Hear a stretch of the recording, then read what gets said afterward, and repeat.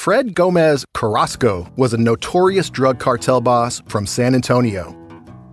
After years earning millions and running from the cops, Carrasco was serving a life sentence when he decided to break out of the Walls Unit, the oldest prison in Texas. Carrasco and two henchmen took over the prison library. They held teachers and librarians captive as Carrasco bartered for his freedom. Now there's only one way that these people will see the light again, and that's for you to cooperate. The standoff set off one of the worst hostage crises in American history, the 1974 Huntsville prison siege.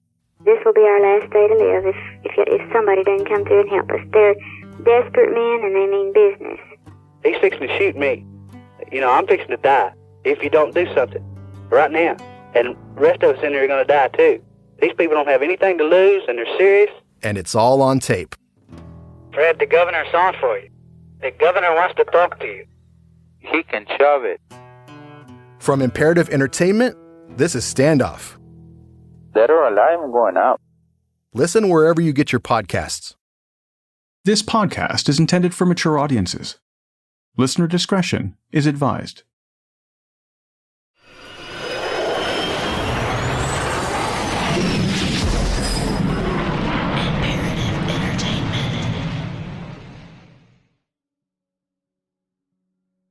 I had a dream, and then I turn on the lights and she's dead on the floor. What do you mean by that? What happened? How? I have blood all over me, and there's a bloody knife on the bed, and I think I did it. I can't believe this. I can't believe this. Throughout legal history, there have been countless arguments brought before courts for why a defendant committed murder. Lawyers attempt time and time again to justify the actions of their clients, with only one goal in mind: acquittal.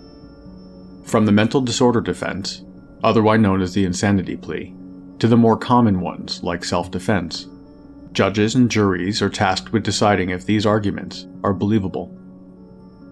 They listen to experts and witnesses, pore over Exhibit A and Exhibit B, and ponder whether or not there's reasonable doubt.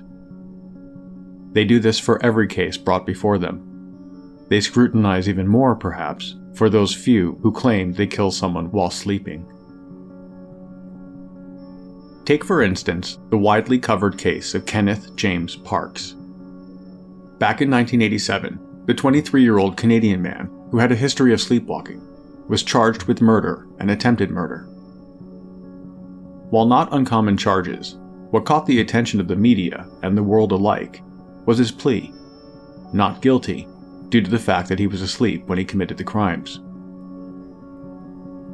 My name is Eric Crosby. Welcome to True.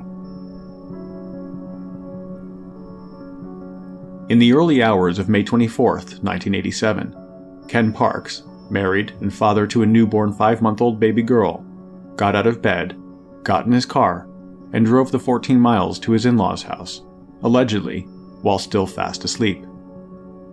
When he arrived at their house, he let himself in with the key they had given him, and immediately started assaulting his father-in-law, Dennis Woods, before beating and stabbing his mother-in-law, Barbara Woods, to death.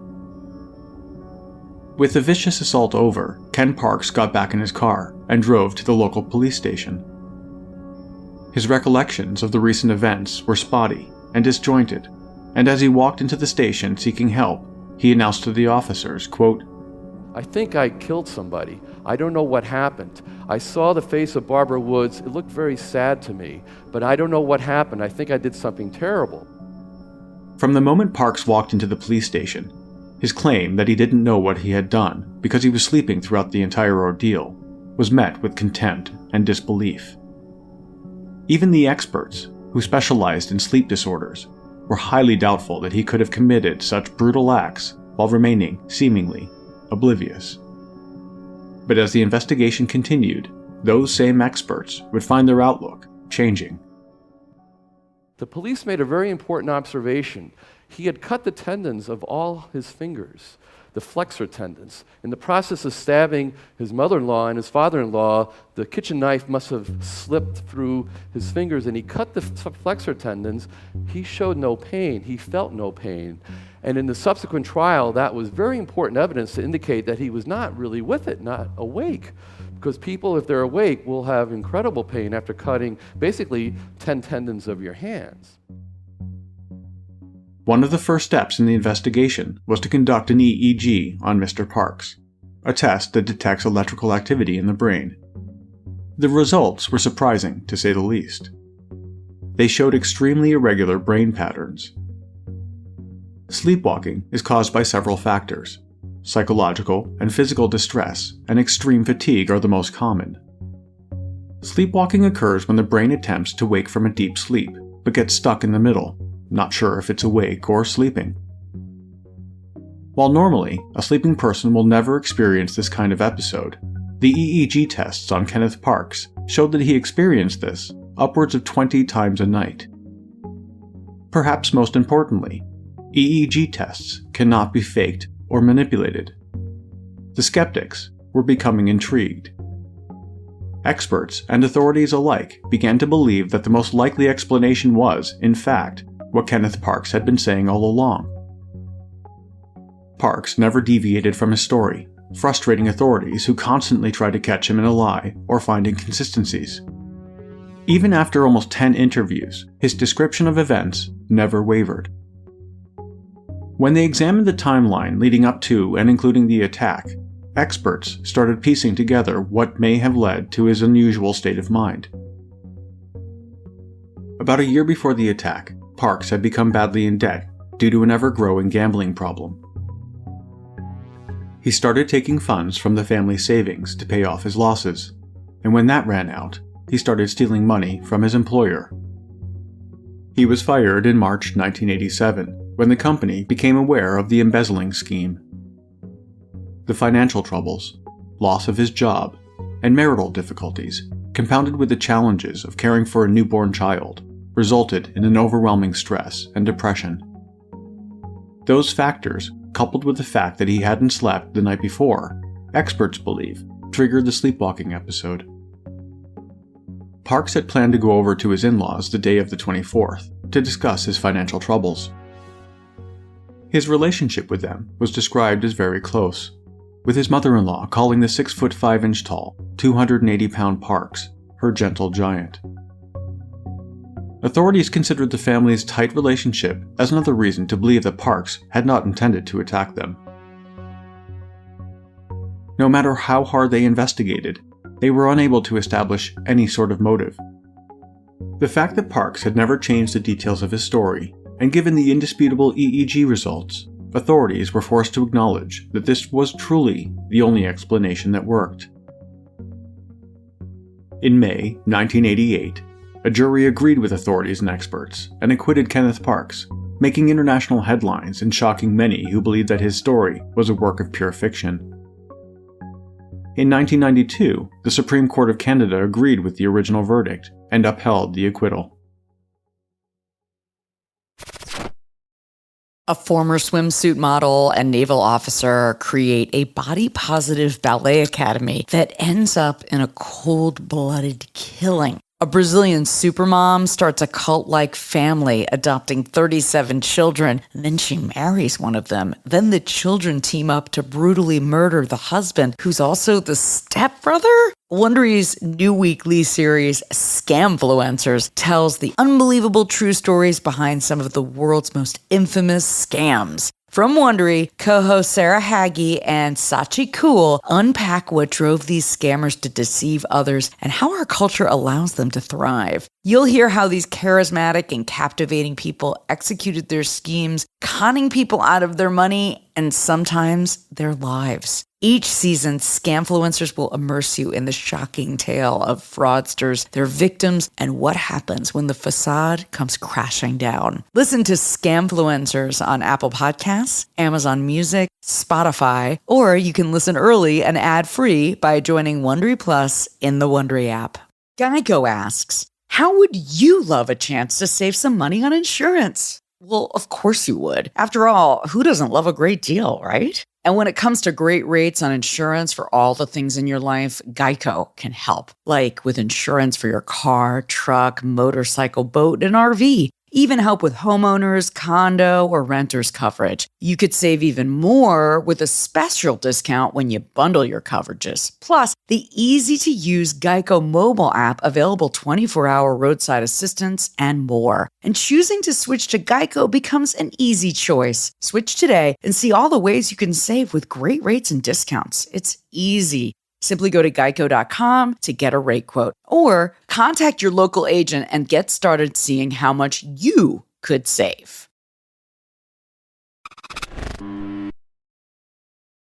Could you be lying down in bed at night and then getting back up on your feet without even knowing it? A new study in the journal Neurology finds that more people may be sleepwalking than experts previously thought.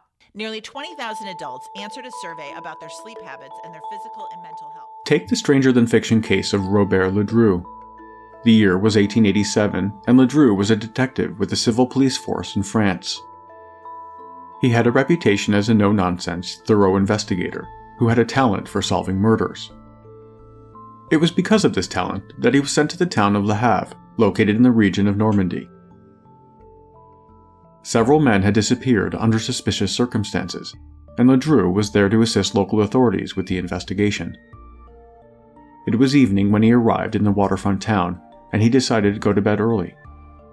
The following morning, Ledru visited the police station to start his investigation of the missing men. He was immediately told that another, more pressing matter would need his attention.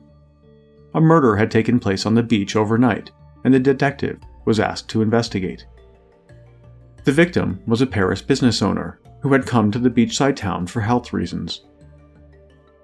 André Monet was found that morning on the shore with a bullet hole through his chest. With no apparent motive for the killing, the detective began searching the area for clues. Right away, he spotted footprints leading straight to the victim's body, and another set of footprints leading away. What struck Ledru was the fact that the right footprint appeared to be missing the big toe.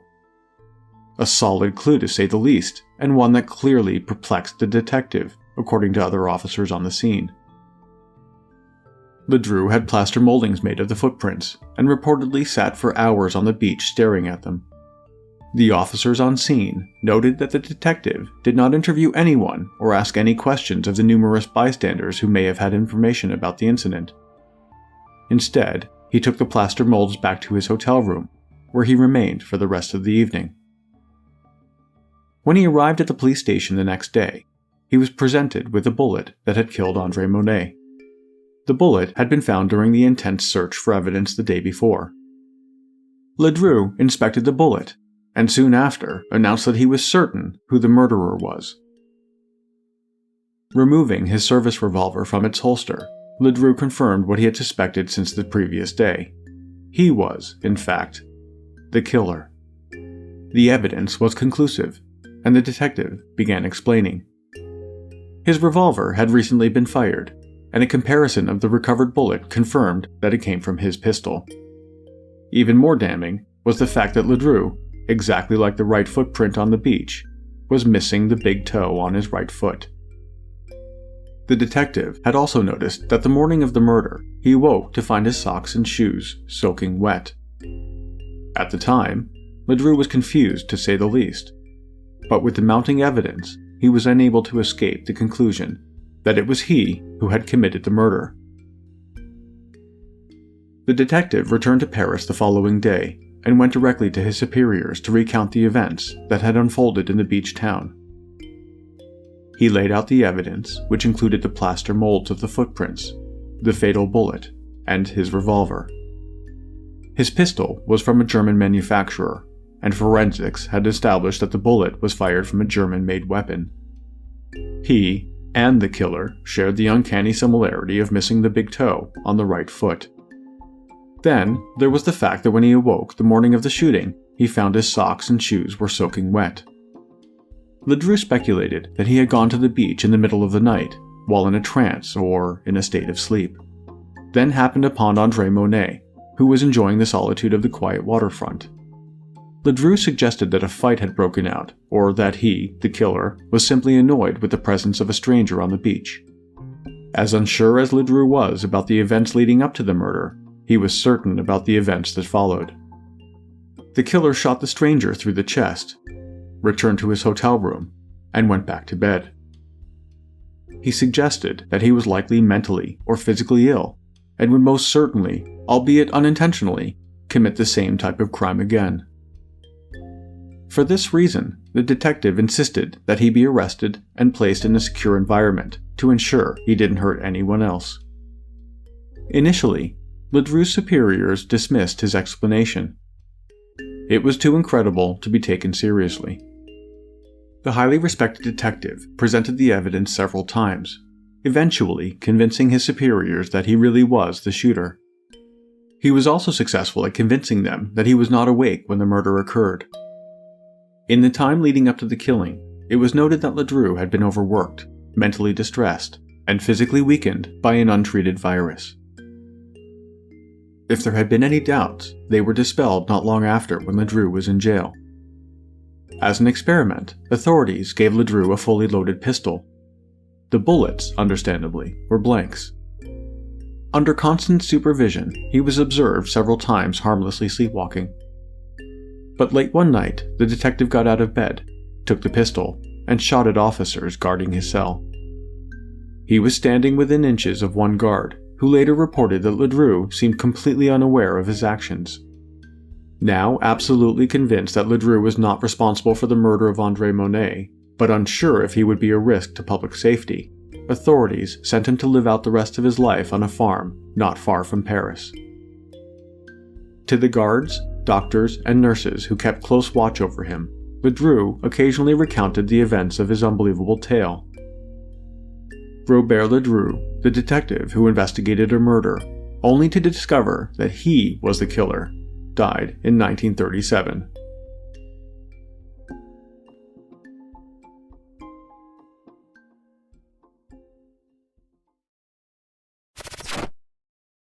We all want love, that happily ever after feeling of finding your soulmate. What if someone not only claimed they could help you find that perfect partner, they guaranteed it? Jeff and Shalia, a young couple famous on YouTube, teach about twin flames, a deep romantic connection with your perfect ultimate partner in their videos. It's a divine love. You're designed for no one else, and they're designed for no one else. But the path to finding your twin flame isn't so simple. Those who start to doubt the group are instructed to cut ties with friends and family that are holding them back and to corner and claim their twin flame through stalking and intimidation. By the time some members are able to leave the group, they don't even recognize themselves, and the harassment to rejoin makes them fear for their safety. From Wondery, Twin Flames is a podcast about what happens when the quest for love turns into a dangerous obsession. Follow Twin Flames on Apple Podcasts, Amazon Music, or you can listen early and ad-free by subscribing to Wondery Plus in Apple Podcasts or the Wondery app. Fred Gomez Carrasco was a notorious drug cartel boss from San Antonio. After years earning millions and running from the cops, Carrasco was serving a life sentence when he decided to break out of the Walls Unit, the oldest prison in Texas. Carrasco and two henchmen took over the prison library. They held teachers and librarians captive as Carrasco bartered for his freedom. Now there's only one way that these people will see the light again, and that's for you to cooperate. The standoff set off one of the worst hostage crises in American history, the 1974 Huntsville prison siege. This will be our last day to live if somebody doesn't come through and help us. They're desperate men and they mean business. He's fixing to shoot me. I'm fixing to die if you don't do something right now. And the rest of us in here are going to die too. These people don't have anything to lose and they're serious. And it's all on tape. Fred, the governor's on for you. The governor wants to talk to you. He can shove it. From Imperative Entertainment, this is Standoff. Dead or alive, I'm going out. Listen wherever you get your podcasts. Hi, I'm calling on behalf of my friend. She's 58 years old. Her problem is causing her a lot of trouble. She started having terrible nightmares and sleepwalking. It's been pretty constant for the past 2 months. She did not used to have nightmares, and she hasn't sleepwalked since she was a child as far as she's aware. More recently, the case of Brian Thomas made news when the 57-year-old from the south of Wales was acquitted of murdering his wife. While on a road trip in July 2008, he and his wife Christine were sleeping in their RV. Brian woke up to find that he had strangled her to death. The retired steelworker told emergency operators that he was fighting several young intruders during a vivid dream. He was recorded saying, quote, "What have I done? I've been trying to wake her. I think I've killed my wife. Oh my God. I thought someone had broken in. I was fighting with those boys, but it was Christine. I must have been dreaming or something. What have I done?" Now, lots of people have nightmares. What's the difference between that and a night terror? In my night terror, somebody's always trying to kill me. So I'm just constantly just running around, Trying to get away, and if that means going to my window, the door, anything, And have you ever done anything dangerous? Brian Thomas had suffered from sleepwalking and night terrors for most of his life, and it had gone untreated. On top of that, before they left on the road trip, he had stopped taking medication used to treat depression. Family and friends testified at his trial that he was an adoring husband, and they were a happy couple. The childhood sweethearts had booked a trip for their upcoming 40th anniversary, and showed no signs of stress in their marriage. By all accounts, they were a couple still very much in love. His 2 children told the court about his history of sleepwalking and the strange things they sometimes witnessed him doing at night. Every choice that we're making during the day, everything that we're doing during the day, is going to impact on how you sleep. And some people are particularly sensitive. You know, these bizarre things that happen while we're sleeping, and when we're sleeping, we should be resting. You know, we should be restoring. Experts testified that examination results confirmed Brian Thomas experienced behavioral patterns consistent with night terrors.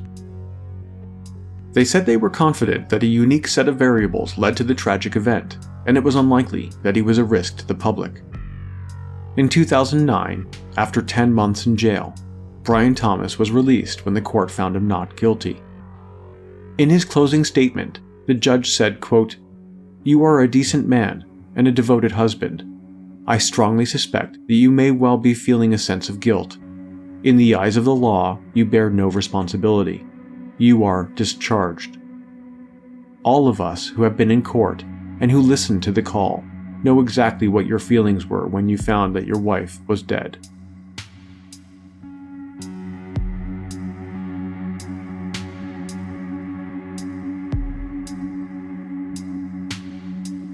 In all these cases, the victims were killed by people who were experiencing what experts call a perfect storm of psychological and physical stresses. The circumstances required for a homicidal sleepwalking episode to occur is rare, and courts are not easily convinced. In January 1997, Scott Falater was found guilty of first-degree murder after stabbing his wife 44 times and then drowning her. You okay? Obviously you think I did it. I don't know what makes you think that. Well, because I had a neighbor staring at you watching you do it, that's why. Jeez. Neighbors saw me pushing her in the pool. You've got to be kidding. Back doing that? I'm sorry, I don't remember doing it. He claimed that he was sleepwalking when he committed the grisly murder, that he was still asleep when he changed his outfit and put his old clothes and shoes in a garbage bag. He explained that he was dreaming when he placed the bloody knife in a plastic container and threw that too in the garbage bag. Still fast asleep when he hid the garbage bag inside the spare tire of his car. I think all the evidence says he was awake, and all the evidence says his behaviors were far too complicated to be sleepwalking. Falater was sentenced to life with no chance of parole.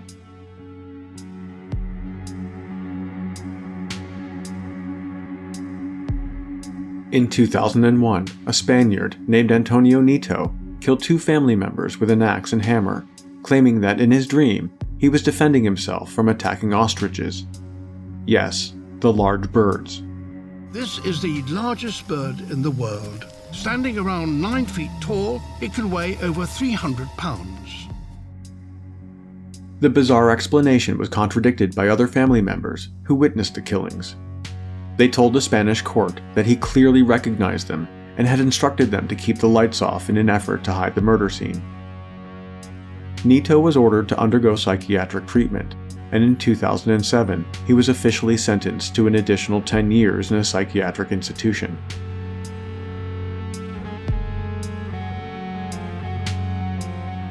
There's a reason so few people are acquitted of killing someone using the homicidal sleepwalking defense. Would you believe it? Oh, sleep. I love my sleep. I absolutely love my sleep. I can't imagine not getting sleep.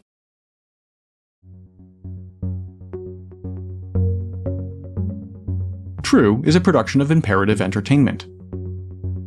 This episode of True was researched and written by me. The executive producer is Jason Hoke of Imperative Entertainment. Cover art and design was created by Jenna Sullivan. True was created and is produced by me. Comments? Questions? Get a hold of us at podcasts@imperativeentertainment.com.